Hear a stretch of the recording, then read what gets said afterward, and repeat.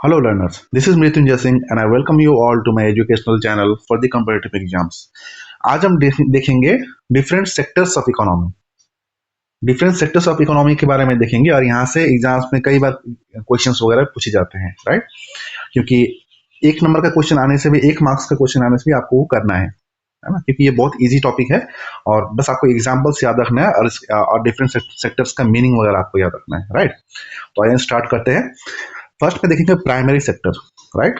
Primary sector का मतलब ये है कि ये वो सेक्टर आते हैं इसके अंडर में वो सब चीजें आती है जो नेचुरल वे में आपको आप रिसीव करते हैं, जो नेचुरल वे में आपको प्राप्त होते हैं, राइट? जैसे कि नेचुरल रिसोर्सेस, रॉ मटेरियल्स। तो ये सब क्या है? ये सब नेचुरली अवेलेबल है, राइट? कोई भी कंट्री में ये सब चीजें जो है वो सब नेचुरली अवेलेबल है, राइट? और यही सब चीजों को इस्तेमाल करके सेकेंडरी सेक्टर अपना ग्रो करता है, राइट? प्राइमरी सेक्टर के जो रॉ मटेरियल्स है उसको सेकेंडरी सेक्टर जो है वो इस्तेमाल करता है। वो हम आगे देखेंगे, राइट? तो देखते हैं प्राइमरी सेक्टर के कौन से एक्टिविटीज है ना? कौन से एग्जाम्पल्स है, कौन सी चीजें हैं जो प्राइमरी सेक्टर के अंडर में आती है, राइट? नंबर वन हो गया एग्रीकल्चर, है ना?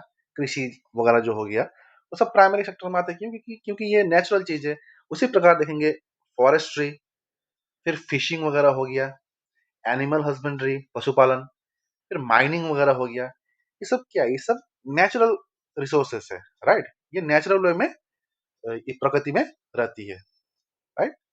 उसी प्रकार से अगर आप सेकेंडरी सेक्टर को देखते हैं, number two is secondary sector. Secondary sector क्या करते हैं? ये एग्जांपल है इसका मैन्युफैक्चरिंग, कंस्ट्रक्शन एक्टिविटीज, ये सब है। सेकेंडरी सेक्टर में क्या है? इसमें प्राइमरी सेक्टर की चीजों को, रॉ मटेरियल्स को इस्तेमाल करके एक नया चीज बनाया जाता है, राइट? एक फिनिश्ड गुड में उसको तब्दील किया जाता है, राइट? मतलब प्राइमरी सेक्टर के चीजों को इस्तेमाल करके फिनिश्ड गुड बनाया जाता है। कहाँ पे? सेकेंडरी सेक्टर में, राइट? तो इसके एग्जाम्पल देखते हैं, कुछ कुछ एक्टिविटीज देखते हैं, या फिर कहो तो एग्जाम्पल देखते हैं। जैसे हो गया इलेक्ट्रिसिटी, राइट? फिर gas, water supply and other utility services. Utility services मतलब है जो हमारे काम में आने वाली चीजें हैं। तो वो सब जो है वो सब मैन्युफैक्चरिंग या कंस्ट्रक्शन एक्टिविटीज में आते हैं, राइट? जैसे बड़े बड़े कंस्ट्रक्शन कंस्ट्रक्शन बिल्डिंग कंस्ट्रक्शन हो गया, या फिर कोई आयरन एंड स्टील कंपनी का हो गया, है ना? या फिर कार मैन्युफैक्चरिंग सेक्टर हो गया। ये सब आते हैं, है ना? ये सब आती है। या फिर मोबाइल मैन्युफैक्चरिंग सेक्टर हो गया। इवन कि एक पेन जो बनाते हैं हम, जिस पेन से हम लिखते हैं, वो पेन भी आएगा सेकेंडरी सेक्टर में आएगा, राइट? वो पेन मैन्युफैक्चरिंग जो हो रहा है वो सेकेंडरी सेकेंडरी में आएगा, राइट? तो इसी प्रकार हमने देखा कि प्राइमरी सेक्टर एक चीज है, सेकेंडरी सेक्टर एक चीज है। अब इससे आगे देखते हैं। अब आगे देखेंगे टर्शियरी सेक्टर। टर्शियरी सेक्टर में क्या क्या आते हैं? टर्शियरी सेक्टर को हम सर्विस सेक्टर भी बोलते हैं, ये आपको याद रखना है। टर्शरी टर्शियरी सेक्टर का और एक नाम है सर्विस सेक्टर, ये आपको याद रखना है। इसके अंतर्गत कौन से एक्टिविटीज वगैरह आते हैं? जैसे कि आईटी सर्विसेज हो गया, right? Information technology services, IT. उसी प्रकार टूरिज्म हो गया, स्टोरेज, ट्रांसपोर्टेशन हो गया, फिर कम्युनिकेशन हो गया, बैंकिंग, ऑनलाइन डिलीवरी। जैसे कि आजकल हम काफी ऑनलाइन डिलीवरी वगैरह करते हैं ना, सर्विसेज वगैरह हम यूज करते हैं, राइट? तो ये सब आ गया टर्शियरी सेक्टर में आ गया। ये सर्विस प्रोवाइड करता है, इसीलिए इसका नाम रखा गया सर्विस सेक्टर। ये सर्विस दे रहे हैं हमें। जैसे एग्जांपल देखेंगे, IT service, information technology service जितने भी है वो क्या करते हैं? हम फोन में किसी से बात करते हैं, या फिर कंप्यूटर सर्विसेज, कंप्यूटर में कोई हम चीज के बारे में हम सर्च करते हैं। ये सब क्या सर्विसेज हमें प्रोवाइड कर रहे हैं, राइट? उसी प्रकार टूरिज्म। टूरिज्म क्या है? टूरिज्म एक सर्विस है। आप कहीं घूमने जाते हो टूरिज्म डिपार्टमेंट के अंतर्गत, है ना?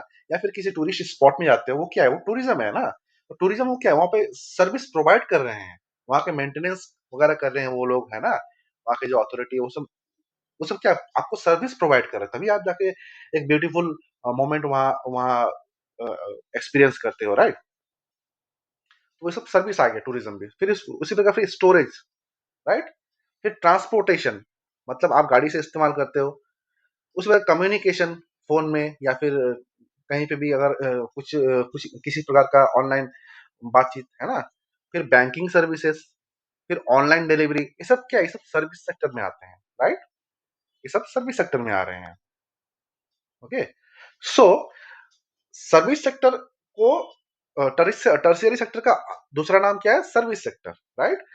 अब देखेंगे इसी टर्शियरी सेक्टर को या फिर इसी सर्विस सेक्टर को दो हिस्सों में बांटा गया है। एक है क्वार्टरनरी और दूसरा है quinary, right.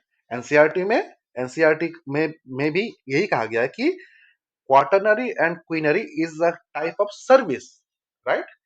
That is why इसको सर्विस सेक्टर में रखा गया, दैट इज टर्शियरी सेक्टर में रखा गया है, राइट। इसीलिए मैंने यहाँ पे रखा है यहाँ पे 3A एंड 3B लिखा है। क्यों? ये टर्शियरी सेक्टर जो है 3 नंबर पॉइंट है हमारा, राइट। तो 3A एंड 3B। अब देखते हैं क्वार्टरनरी सेक्टर, देखते हैं क्वार्टरनरी सेक्टर क्या है, इसके अंतर्गत कौन से एक्टिविटीज है।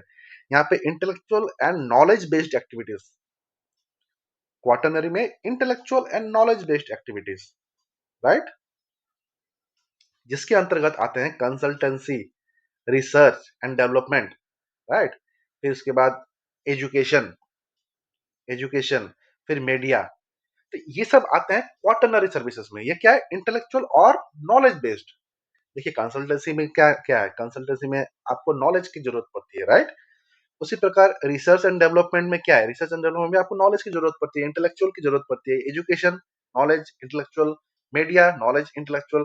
तो ये सब आते हैं क्वार्टरनरी सेक्टर में।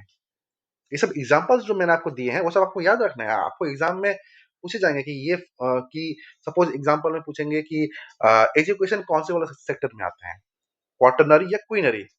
आपको कहना है क्वार्टरनरी सेक्टर में आते हैं। क्यों? क्वीनरी सेक्टर का देखेंगे क्योंकि क्वीनरी सेक्टर में कौन से एक्टिविटीज आते हैं? High level decision making. ये देखिए, ये हाई लेवल डिसीजन मेकिंग है।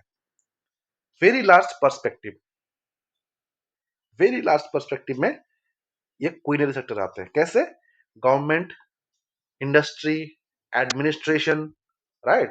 तो इन सब चीजों में जो हाई लेवल डिसीजन मेकिंग्स है, जैसे गवर्नमेंट देखो, गवर्नमेंट हम गवर्नमेंट के द्वारा द्वारा बनाए गए रूल को तो हम फॉलो करते हैं ना। तो क्या वो हाई लेवल डिसीजन मेकिंग है जिसको कि पूरा देश फॉलो करता है, राइट। उसी प्रकार एडमिनिस्ट्रेशन में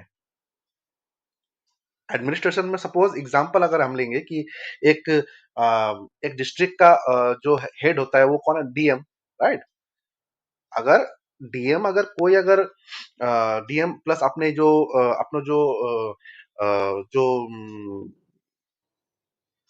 अपने जो फेलो फेलो मेंबर्स के साथ मिलकर जो कोई भी अगर पॉलिसी बनाए, कोई भी अगर डिसीजन अगर लेता है तो उस डिसीजन को तो उससे नीचे वाले पोस्ट के या फिर उस डिस्ट्रिक्ट के सभी लोगों को तो उसको मानना पड़ता है ना।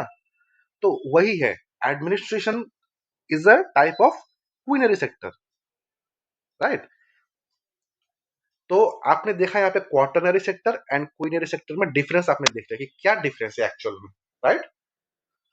जो कि टर्शियरी सेक्टर का पार्ट है, right. Quaternary sector and quinary sector, आपको दोनों को याद रखना है। क्वार्टरनरी सेक्टर में क्या आता है एंड क्वीनरी सेक्टर में क्या आता है, right. So this was all about the sectors, different sectors of economy that are very important to the exams, competitive exams, right?